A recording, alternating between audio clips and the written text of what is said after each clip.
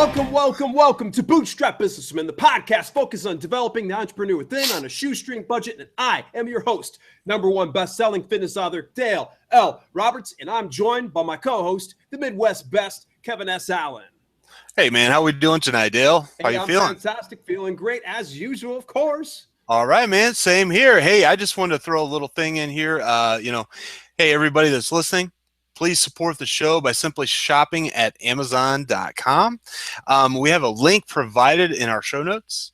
All you got to do is bookmark that in your browser. Anytime you go to shop at Amazon, just click on that. Basically, a small percentage gets kicked back to us. Doesn't cost you any more money. That small percentage helps cover the cost of our show, and overhead. So if you want to keep hearing the awesome, great content and some of the great guests and stuff that we got coming to you, just go in, bookmark that, use that link. Excellent. Yeah. And hey, remember, if you like the show, then show us some love. Click the follow button on our site at show.bootstrapbusinessmen.com, Stitcher, or iTunes. And the best part is you won't miss out on a single episode if you're following us. And should we decide to have a special pop-up show with exclusive time-sensitive promotions, then you'll know all about it. Which we've had what, at least 3 or 4 probably over the last few weeks here. Yeah. Pop-up episodes. We're giving away a lot of great books, some audio books. Man, people got to follow. That's absolutely true. All right, special guest today, none other than freelance writer Ashley Gadd. Ashley, super jacked to have you on. We've had a lot of technology issues. Hopefully, we can see about getting through this episode now. How you feeling? Pretty good. A little better now. Thank you for having me. Glad it's working. Yes, success. So, Ashley, you and I kind of go back probably about a half year or so and said, yeah. How did you and Kevin make a connection more recently? The Hustle Project. Yeah. Oh, okay. So through Jason Brock's group then? Yes, sir. Nice. So I know we're going to probably get to some point or another, we're going to talk about Jason, but I want to talk about you because, we could always just have Jason come on the show if we wanted to do that. So let's talk about you. Tell me exactly what is your work? How did you get into it? No holds barred. Let's hear about you.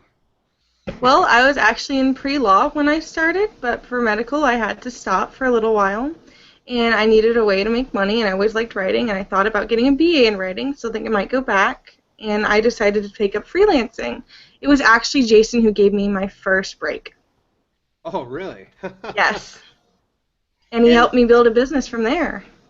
Nice. So, describe to some people, we hear the word freelance sometimes. What does that mean, and what all does that entail?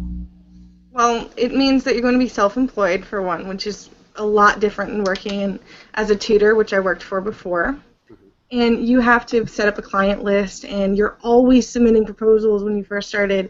Before Jason gave me a break, I submitted about 50 of them and got maybe 2 or 3 jobs. Wow. And why? Yeah, because it's very competitive as ghostwriting. There are so many people out there that are qualified to do the job, and usually they can do it for less if they don't have a degree. And you have to be very competitive in your pricing and know how to market yourself and have some sort of background. I was sometimes up at 3 in the morning submitting proposals. Oh my gosh! Do you mind if I ask? Is it still like that for you right now? Not anymore. After I started getting a client list, it was a lot better, but building one from the start, you worked for a lot less than what you would make before, like 10 cents for 100 words sometimes. Wow. Oh my gosh. What does that figure out to be then? I mean, 10 cents per 100 words? I would do a whole ebook for sometimes $25 at first just to get the credentials. Wow. Oh my gosh. Why didn't I discover you back then? That's when I started to hate the job. I like it a little better now. Yeah. Good.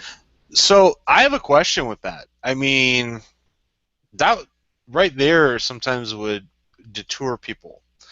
Why did you stay the course? And and you said you're liking it better now. I mean, how has that staying the course helped you?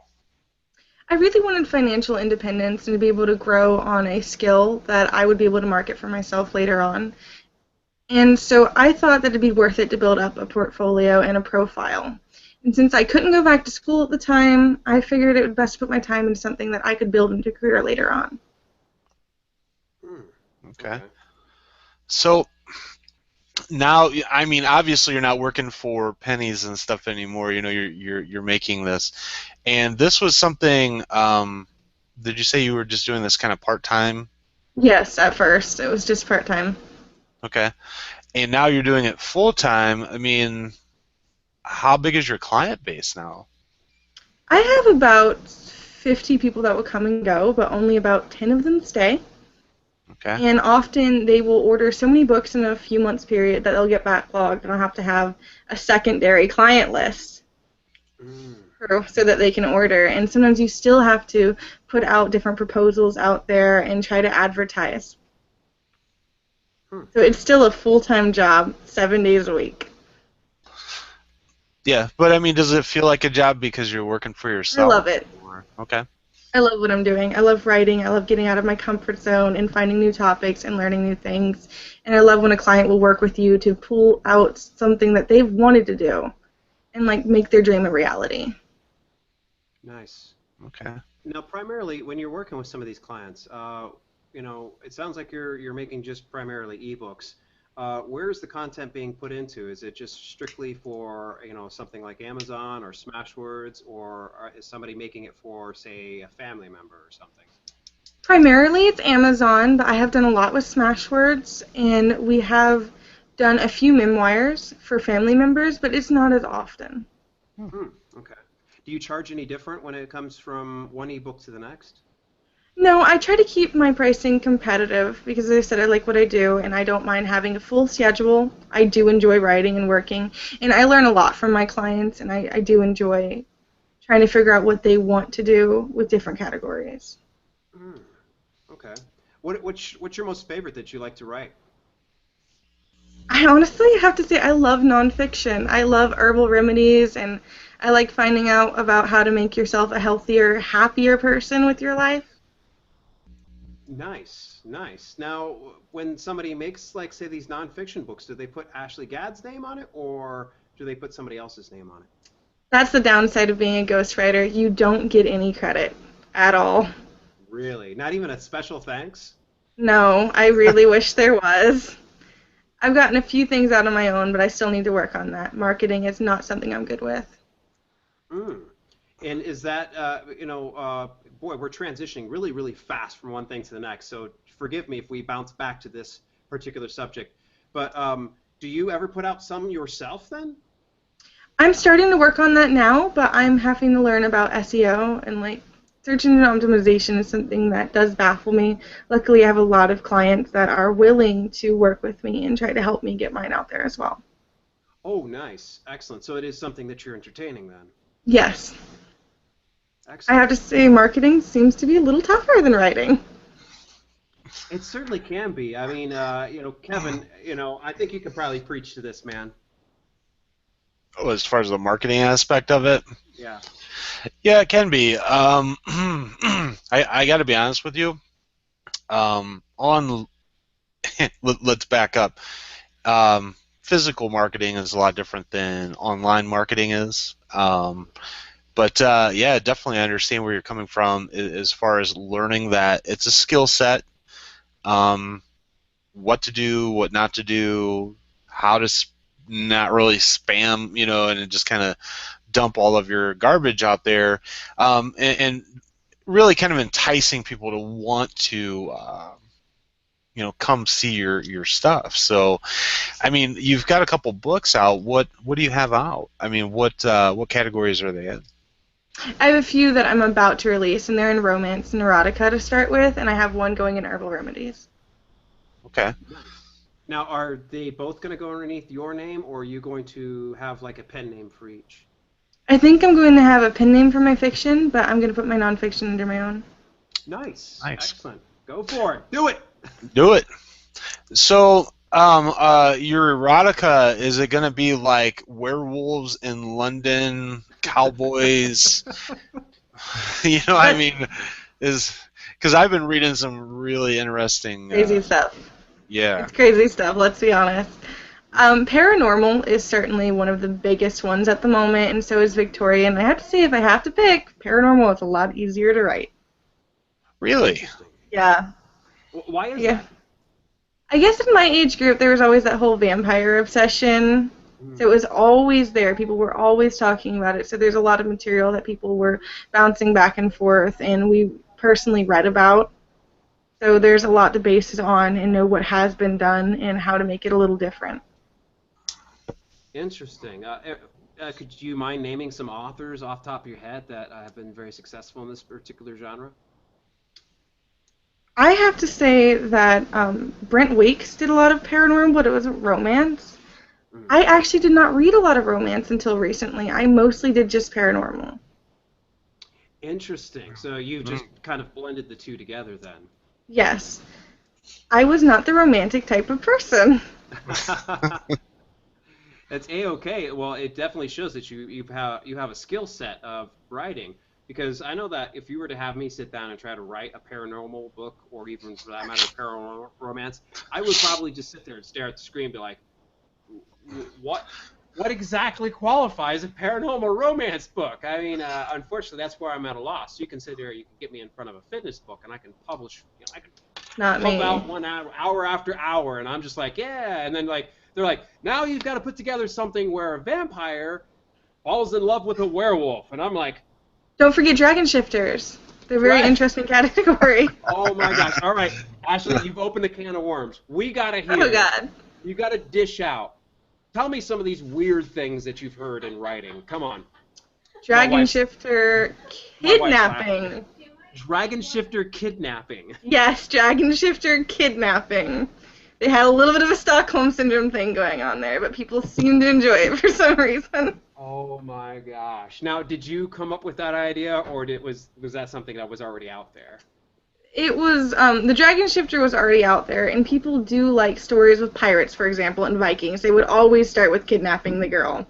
So you put that old world feel to it, and the girl would be kidnapped. They would learn a whole cultural experience, fall in love with the person. Usually, they would get a chance to go back, but not always. Some of them get pretty dark. Right. See, if I were to ever tackle this, man, it would be like Freddy falls in love with Jason. That'd be You know what interesting. I might read that. It would turn into a horror book. It wouldn't. Horror romance. There you go. There's a category for you. There is a category for that, actually. It's called dark erotica. Oh my god. Look, yeah, see, I told you she's gonna be great. We're gonna find like all these different. Okay, come on. You've given us one. I need at least a few more, Ashley. Let's hear some crazy off the wall categories. Lactation is really weird, and straight prison. What? Did you say lactation? I said lactation. In Wow. straight prison. Oh, wait. What? Wow. Okay. We're gonna let's hit lactation first. We gotta tackle that one. My wife's in the background laughing here. So anybody listen to the show, if you hear someone laughing in the background, it's my wife. Dude, let's hear. Wow. All right, so tell me what exactly is going on here with lactation? Are we talking like, pregnant mother? Please describe. Don't be afraid to, Pregnant mother, usually a boss or someone who has a power, like some authority over the person, coerces them into situations that they open up to their own sexuality. Okay. It is, yeah, something to take in, right? I'm sure there might be somebody who's watching this on YouTube or they're listening to this on Stitcher and they're going, yeah, hell yeah. Hell yeah, where's It's not that my book thing. at? Did that last week. Yeah. All right, so you said straight prison. Now you're going to have to definitely. Yeah, I've heard of That lactation was before, but straight prison, like. It's either co-ed, which, by the way, prisons that are co-ed do not actually mingle, so I don't understand how that works. It's just purely fantasy. Or it is a guard with someone who's of the opposite sex as the prisoner. Once again, it seems to always come back to a power play. Okay, all right. It's a little bit less dragon shifter, weird. But Sort yeah, of, only sort of. You should try step sibling. step sibling, yeah, step. Yeah. The whole step sibling thing's huge. Why do you think It it's a huge is. appeal about it? I think it's the taboo that you have an attraction for somebody that you are constantly seeing in your life and you're not allowed to act on. Hmm. And so you've written some of these books before. Yeah, step Um, sibling and stepfather. how? Oh well, Yeah, it's crazy. okay. Well, so how successful have these books been? Not necessarily just well. I mean, let's go ahead and look at it from a freelancer standpoint. Okay, was the stipend larger than any other payments, and was the book a hit for that person that had contracted you? Every step sibling I have written has actually been reported to be a hit. It seems to be a really big market. Wow, And you're so many people, I am not, it shocked me too. So many people aren't willing to write about it that you do get to charge a little more sometimes, or they offer you a little more if they have certain kinks that they want to be put into it. So I'm actually learning that I'm gonna stop trying to put content together, Dale, that is good for somebody's minds.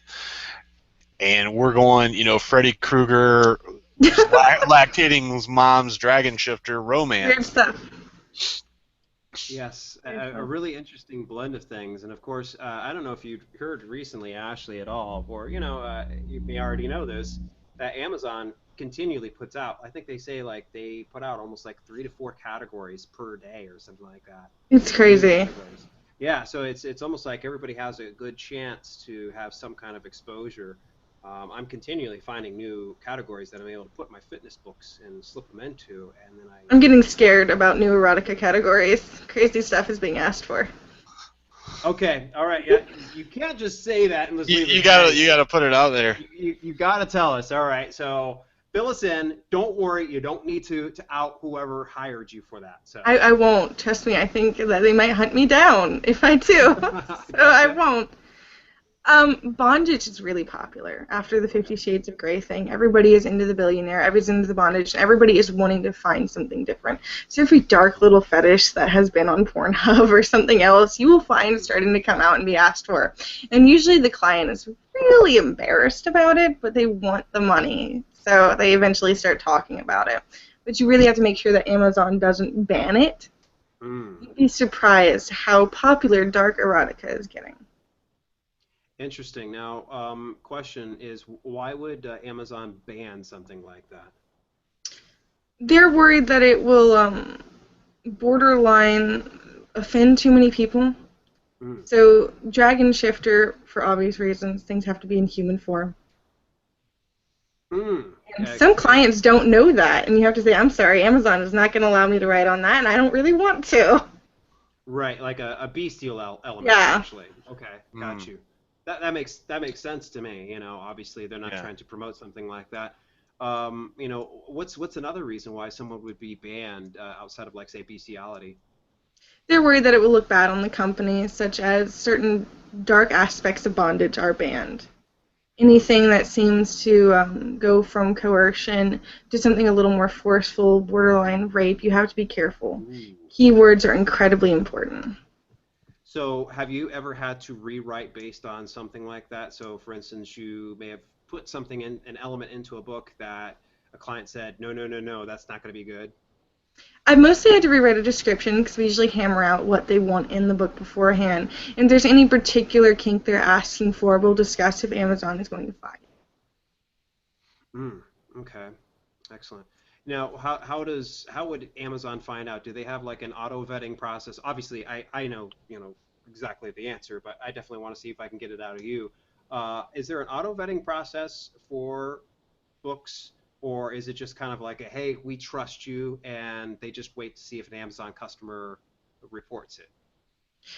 I don't really know about Amazon's side of that because, as I said, I'm really bad with marketing. I'm still learning. I know that they'll pick on certain words, search engine optimization, and if it appears too many times, it will get flagged. Gotcha. Excellent. That makes sense. For sure. So now let's take a step back. The whole process of writing. I love writing. It's something I've done for so many years, and I'm so glad that it's given me a good full-time income.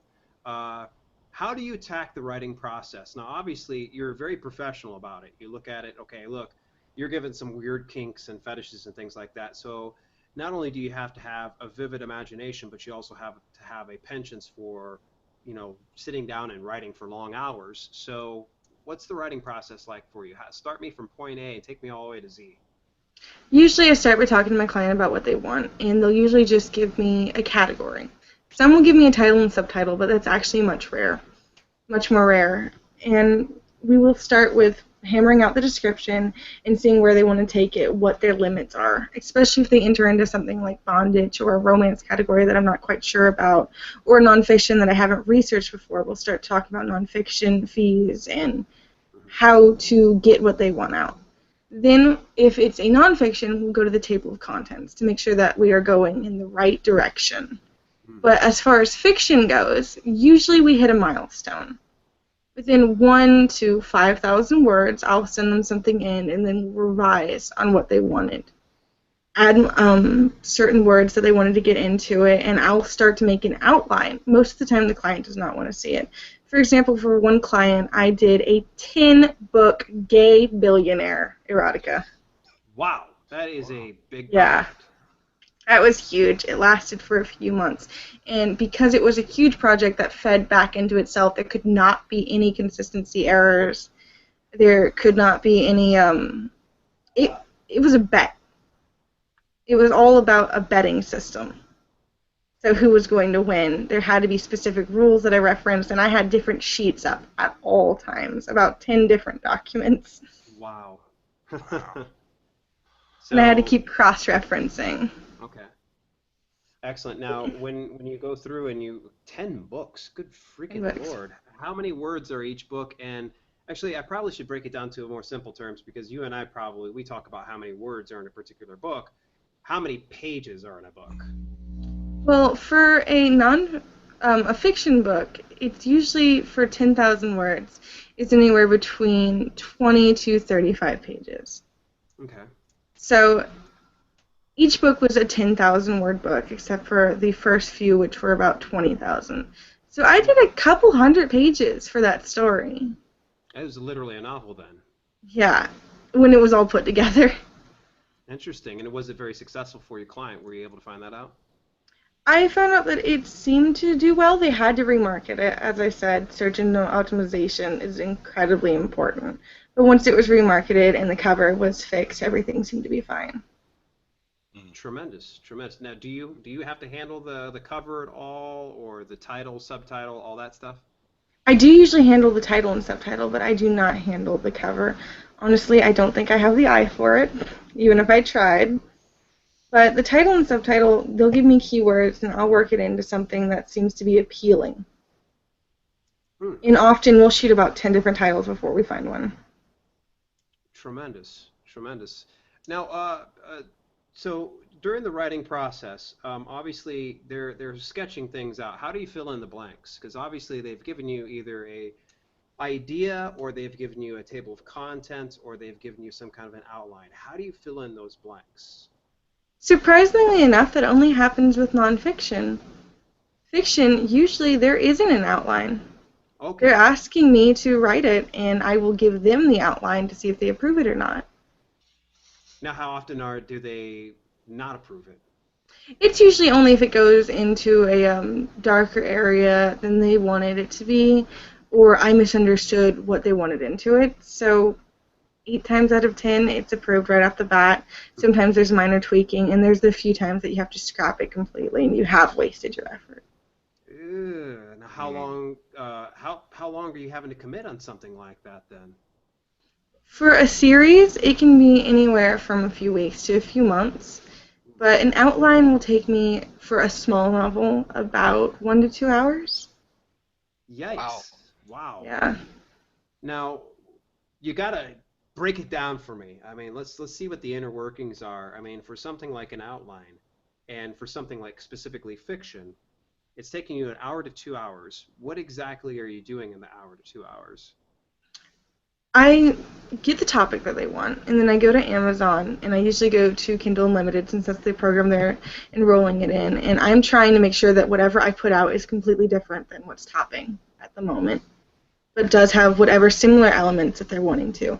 I don't want to have the same type of names, I don't want to have the same type of storyline, I don't want to have the same type of setting, because that book will not stand out comparatively if I do. So after I find out what direction I want to go into, I will contact the client again with any questions that I have, and then I base a chapter on about 1,000 words, depending on the time frame that they want it in. And so I will lay out the chapters. Like if it's a 10,000 word book, then we will have 10 chapters, which will equal about 35 pages. And I'll do basic bullet points of what I want to hit, from introducing the characters to getting a climax to wrapping it up all nice and neatly, or leaving a cliffhanger for the next book. Nice, nice. Now, what about like some standalone books? What if somebody's just ordering one-off? They're like, hey, I just want Dragon Sifter romance. I have to say they're actually a little harder, because if something's a short story, it's a lot harder to wrap it up. You usually have to have an epilogue at the ending to wrap everything up in a nice, neat little bow. Make sure you've went through different consistency errors. And if it's a standalone book, just like the last book in a series, you'll take about an extra hour or two to make sure that there is no consistency errors throughout the book, nothing that has gone unanswered. Okay, Wow. so you're not leaving things untied in certain areas of the story then. You will get really bad reviews, which I had to fix the hard way at the very beginning. But it's gotten a lot easier to look for now. Anything that I think might be an issue later, I'll have a notepad open and I'll make sure to jot it down so that I can make sure that it was all covered in the epilogue. Nice. So you do go back and you look at your reviews then of some of the books that you've done for your clients. When a client allows me to, yes. Most of the time they feel uncomfortable unless there's a ghostwriting agreement in place. Surprisingly enough, most clients do not seem to want to fill out a contract. Interesting. So how are you doing your business? Are you doing it, say, just on a handshake, or is this through like something like Upwork or Elance, something like that? I try to stick to Jason Brock's groups, but other than that, I'll go through Upwork because they give some sort of comfort on if it'll work out. But I have had problems with Upwork in the past, more than I have going through Facebook. Interesting. Like what kind of troubles? People don't want to pay for the product despite you revising it 10 times or adding to it for free. Oh, Or sometimes they will approve each and every milestone and then later tell you that they never read it at all. Wow. Therefore, they're not going to pay for it. why did they agree to the milestones? I have no idea. It's like we went through 10 milestones. I'm like, okay, they're liking the book so far. They're liking the book. Yeah. I think most of the time you have to trust people. Yeah. Sometimes you're going to realize that the person isn't going to pay you, and you have to just end the project if they're getting too touchy on it. I have a question about that. Since you're on that topic and stuff, I mean, at that point, if somebody doesn't pay for the work, I mean, wouldn't you just go ahead and release that for yourself? Sadly, I've come with too many errors trying to do that. Amazon has taken books down saying that it belonged to the other person, and Amazon doesn't really protect the ghostwriter. Oh, no, I meant like if, somebody didn't have, you know what I mean, the completed project, didn't pay for it. I mean, don't you have They're full still right? using it. Yeah, Really? it's an issue. It's a huge issue for any freelancer. So essentially, Wow. they're, for lack of better words, they're fucking you over. Yeah, Yeah. it's happened Right. quite a few times. I'm gonna get close here to my microphone. Listen, you cheap little sons of bitches. All right. If you fucking take somebody's work, you pay for it. Even if you don't like it, you fucking pay for it.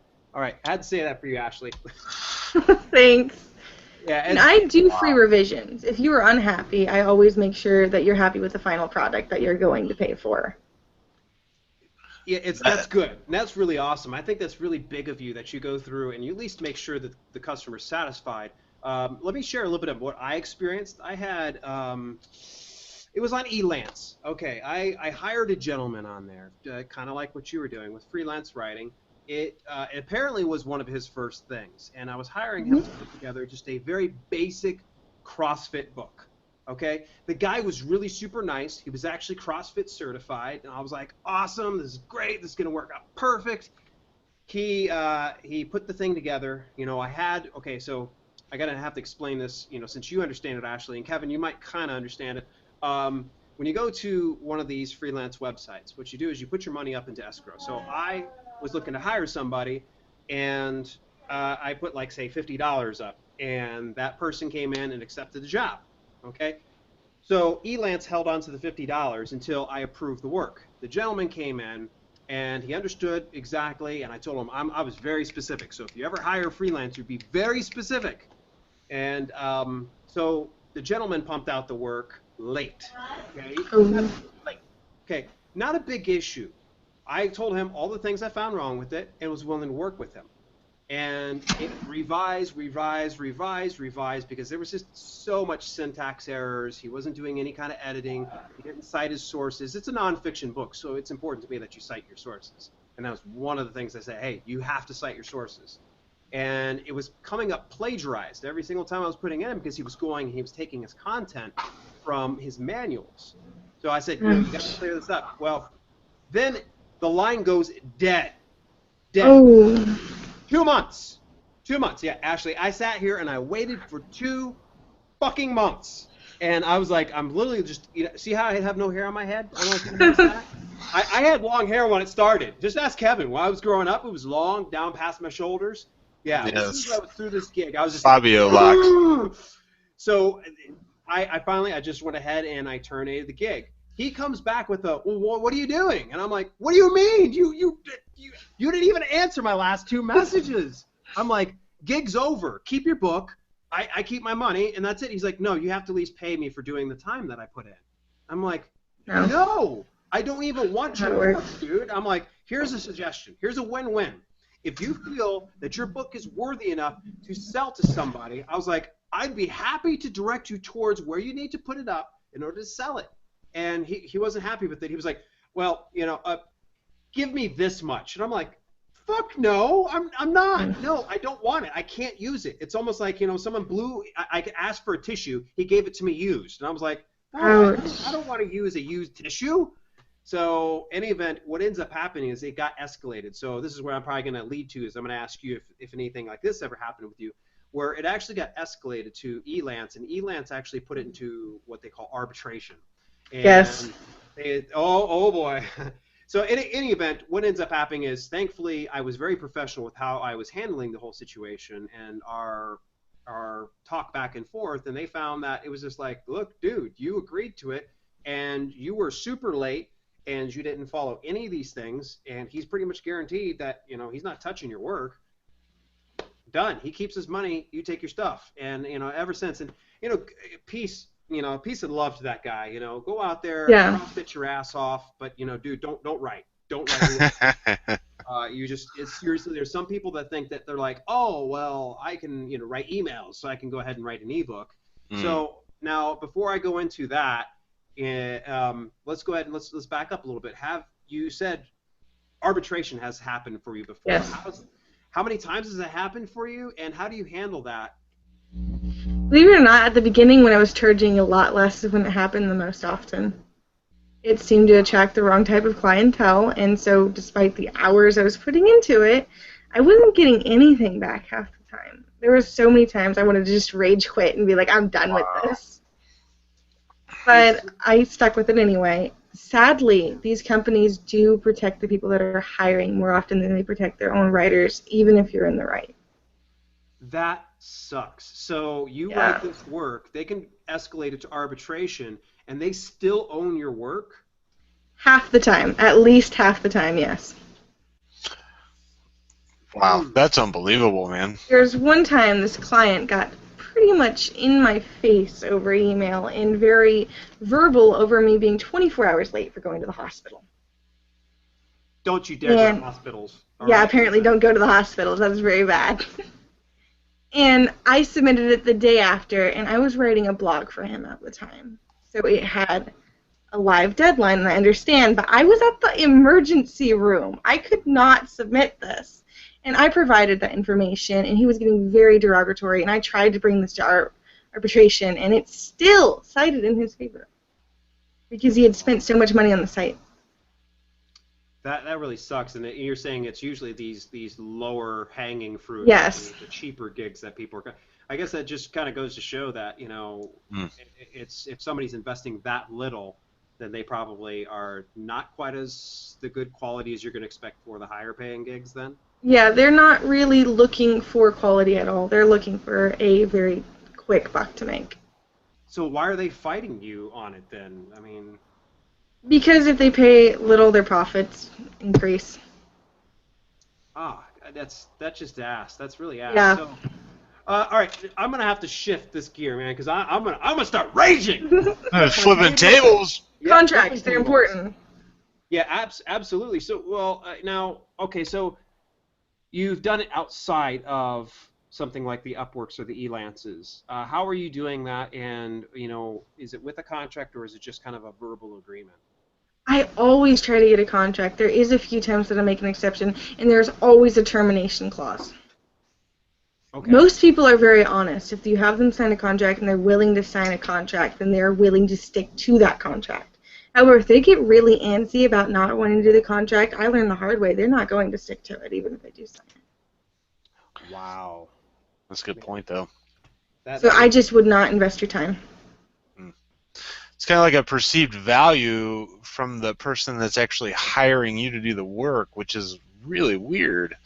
Because the perceived value should come from the customer. I thought so too.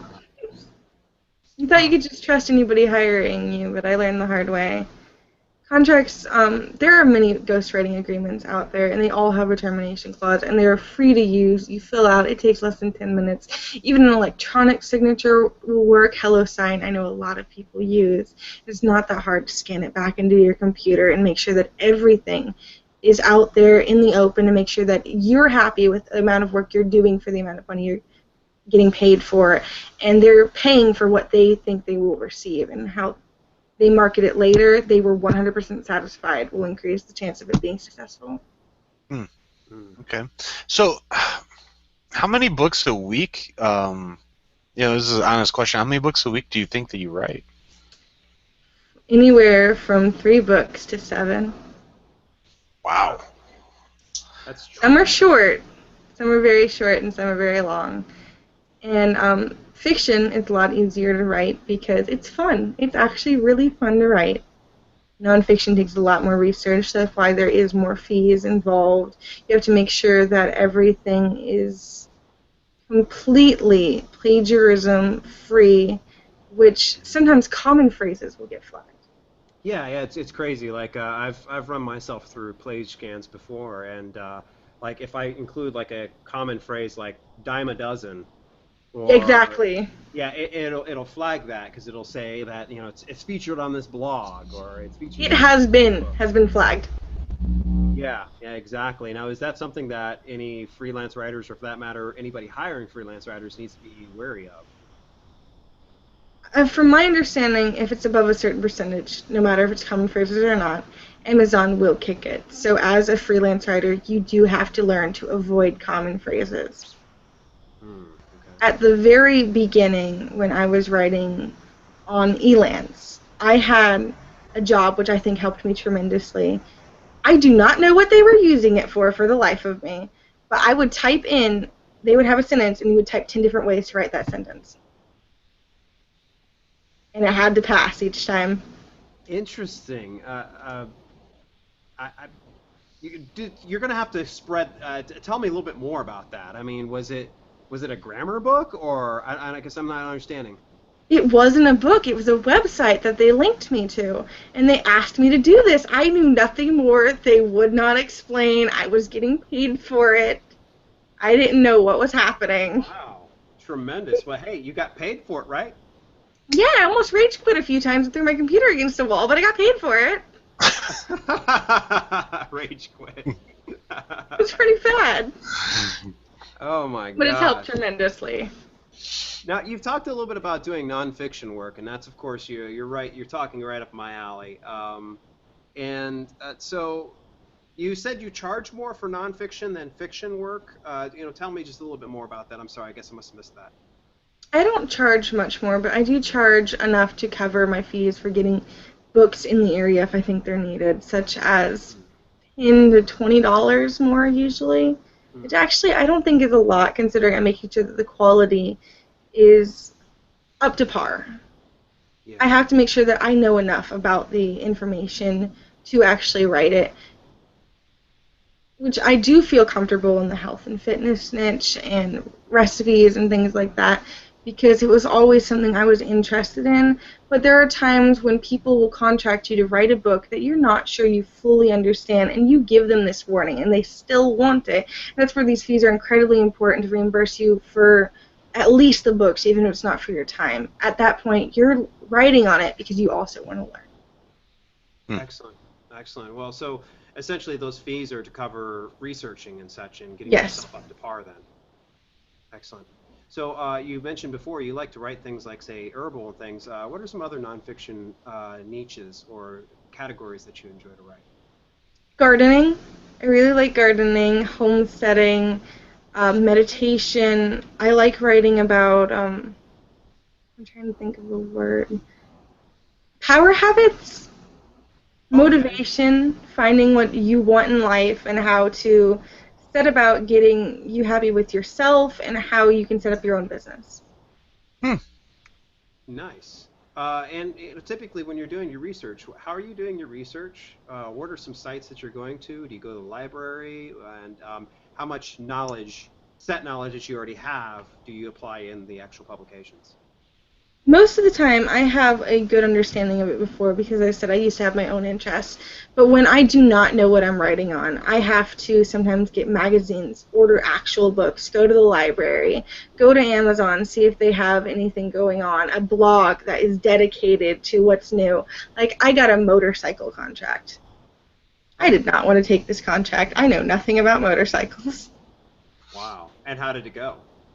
It went rather well with enough research, and it took about triple the amount that it usually would. If I did not have an interest in it, I would say it wasn't worth it. Stick to what you know as far as nonfiction goes. So if you're go ahead. Yes.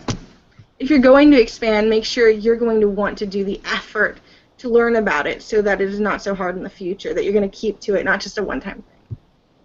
Got you. So if a person's a freelance writer and someone approaches them about a obscure category, maybe they don't know much about, would you advise that they try it, or do you say, hey, stick to the stuff that you're comfortable with doing and that you enjoy doing? If you enjoy it, it's going to go better. It's going to show in your work. However, if you really want to learn about it, if you think this is going to be a reoccurring job, that you're going to get more clients in this niche that you may publish later, then yes, do the effort, but do not expect to get paid for the amount of effort that you're doing. Part of it has to be for you. Okay, got you. Now, if somebody's new to the business, what, hopefully, before we even wrap up the show here in the next 5-10 minutes, I want to get a good idea of the process of how a person starts out. But what's a good general ballpark for somebody to charge? Now, bearing in mind, you and I understand words per page and such like that. But how much would a person say charge per page for freelance writing? Okay, as a basis for nonfiction, if you are categorizing it, it's going to be 250 words per page to 500 words per page. On a small novel, you're going to get anywhere from 15 pages to 35. You're going to want to charge at the beginning if you have no experience, you've never done tutoring, you don't have any grammar, you just know that you can do it and you want to give it a try. You're going to charge about half the rate that you would after, say, 6 months. This would be about $6 to $7 per 1,000 words, and later you might charge 10 to 11. And you can go up with the more experience you have, the more reviews you have, but make sure that you have good reviews backing you up, that you have those tests backing you up, that you have the credentials, because then they're going to feel like they can trust you and enter into a contract. Interesting. Very good. Now, of course, this is the part that I'm very interested in. Of course, with this being Bootstrap Businessmen, is this a viable business that a person can come into and start with little to no money and actually grow it into a full-time income? Yes, I would say definitely keep to another job at first, but start with part-time. Build your credentials with that, because then you have some other income coming in. But once you can, say you have the credentials, charge the amount that you want to charge, then you can go to full-time. Then you can learn to market. Then you can get your client list, set up your schedule. But make sure you always keep a schedule for yourself and for your clients. So, okay, transitioning this into full-time, doing this, I mean, you said that keep another job and start this part-time. How did you find the time to do it? I mean, people say they don't have time. How did you find time? Well, if it's something that you want to do with your life, I think you're going to find time to do it. You don't want to just sit in a coffee shop and make coffee for the rest of your life. You don't want to be a bartender. You don't want to be a waitress. You want to do something. You want some financial independence, and you're going to have to put into the hours. You can't just say, oh, I'm going to do this tomorrow. It's just, I'm going to be successful. Success starts in small little steps, and it can be a pain in the ass. You're up sleepless nights half the time. Like I said, I set alarms to put in proposals at 4 in the morning because that's when the proposals would get there by 7 when they checked it, and they were at the top of the list. Oh, wow. Hey, where are you living at, Ashley? I hope you don't mind me asking you. Jacksonville, Florida. Jacksonville, Florida. Oh, interesting. Yeah. All right. Yeah. Yeah. The only reason why I was asking was because I'm over here in Arizona, and Kevin's up there in Ohio, so you guys share the same time zone and such. Yeah. And if you don't mind me asking, you look absurdly young. Do you mind? Some people are like, guys should never ask a woman's age. Fuck it. I've been working with senior citizens anymore. They don't give a shit. It's like, how old are you? I'm 92. So, how old are you, Ashley? You look insanely young. Just turned 21 in March. 21? Oh my gosh, yes. Drinking age. Woo! Yeah, I know. Yeah. Trust me, I'm enjoying that. That's another topic, though. 21 and you got your own business going. Yeah. Awesome. Congratulations for that. It's tremendous. I'll tell you, that's one thing that you've really done beyond, because here I'm approaching 40 years old, and I'm looking at the last 2 years I finally attacked doing writing, and I love it. I don't know about you, but sometimes I just get myself, almost, you get into flow. It was something we talked about with Clay Green a couple weeks ago. You get into a flow, and all of a sudden the whole world melts around you. Yes. It's definitely very relaxing if you have it right. Yeah. Except for when you get into editing. Fuck editing! Yeah. Hours upon hours of, that is not what I meant to type at all. By writing on your phone, it tries to make everything dirtier than it's supposed to be. My last book had 37 pages of the word fuck on it, so there you go. Yeah. Sure. Okay, all right. I know we're getting ready to wrap things up and such. My question to you is, how do you do editing? How do you deal with editing? Is there software that you use? Do you hire out, or is that something that you stick with by yourself? I stick with it by myself, actually. And often I can go through it on my computer. I go line by line. I double space it. I use my own commentary. But if you're having too hard of a time, honestly, print it out. Like write it? Do not. Yeah, write on it. Because you will see less if you're looking at it on the computer like you have the entire time. You're just scanning on the computer sometimes. You have to print it out. You have to go line by line. You have to have double spacing. And a red pen is your best friend. Do you ever talk it out? Because that's something I'll do from time to time. I do line by line. That's usually like my third editing in the editing process. I'll typically go one sentence, enter, enter, enter, enter, and then I'll sit there and I'll tear that one sentence apart. Something I learned from Nico Laser. If you've not had a chance to check out his work, the guy's brilliant. I will have to check it out. Yes, Nico Laser. Yeah, the guy is awesome. I mean, I talk about him all the time, man. One of my favorite. I read he was being interviewed in a blog, and they talked about his editing process, and the guy is just insanely talented in his writing. But yeah, I'll usually do that method, but I'll go and then I start sounding like a crazy person because I'm over here going.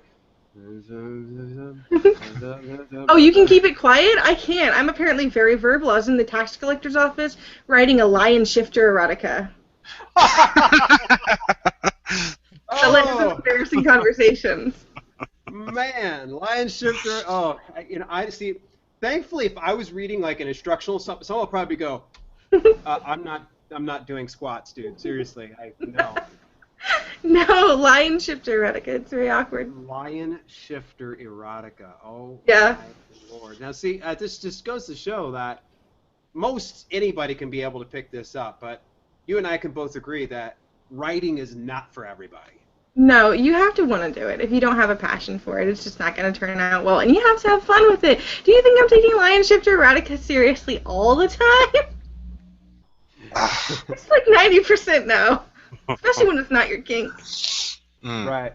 As you have to be a very proficient writer in order to do something, still enjoy doing it, and not, it's like, that's not even my thing. So, No. But fantastic. All right, hey Ashley, how can somebody get a hold of you? Obviously, there's going to hopefully be some people that will hear you on Stitcher or over iTunes, or they might even watch you on YouTube on Bootstrap Businessmen's channel. So, how do they get a hold of you? Gadd's Writing Services on Facebook. That's spelled GADD''S Writing Services. excellent. Very good. And is there any email that someone can spam you? Yeah. Ashley Nicole Gadd. So again, it's just Ashley Nicole, which Nicole Nicole, Gadd GADD @AOL.com. It's one of the simplest ones I could think of. I know AOL is ancient, but it does the job. Some of the people that are just tuning in, we had so many problems and issues with technology. This was like the worst setup we've ever had. Poor Ashley, she's hanging in there the whole time, and we're like, and then we start just hammering her over AOL. It was like, AOL's still around? Did they send you the disc? It works. Yeah, it does. Should have hit the boot sequence on that one. Well, very, very good. Well, hey, Kevin, do you have any questions for her before we disconnect? No, honestly, it was a pleasure, you coming on and stuff. And extraordinary finding out you're 21 years old and you already have your own business and you're creating your time freedom. Just congratulations on that. Thank you. Just keep up the great work. Thanks for coming on. Really, we can work together again. I know you're going to be writing some books soon, too. Yeah, absolutely. Well, I'll have to have you do like a stuffed teddy bear shifter. It would not be that surprising at this point. Really wouldn't. I'm go. Let's go. I think I'm good on that one. You the teddy bear shifter one. I think I'm all right. But Think Ted. Oh, see. All right. Well, hey, thank you very much, folks, for tuning in, Ashley. We appreciate you coming on to the show. Stick around for 2 seconds after we disconnect. In the meantime, folks, stick around for our commercials. We appreciate you tuning in today. Thank you very much. Thank you. Just a reminder, you can support the show by simply shopping at Amazon through the link in the show description. Every time you make a purchase through the provided link, a small percentage of sales goes back to support our show and cover overhead costs. And there's no additional cost to you, and it greatly helps us out. Simply go to the link, bookmark it in your browser, and do your shopping on Amazon at no extra cost to you while you support your two favorite podcast personalities, Bootstrap Businessmen. Absolutely, Dale. And also, everybody, just as a reminder, you can follow us at Stitcher.com. Just type in Bootstrap Businessmen. It's going to, pull up all of our shows and episodes so you can listen to us there. Go to SoundCloud.com. Type in Bootstrap Businessmen. iTunes.com. And type in Bootstrap Businessmen. And you can follow us. You can download the podcast on your phone if you have an iPhone. Stitcher and SoundCloud both have an app that you can put on your phone so you never miss an episode.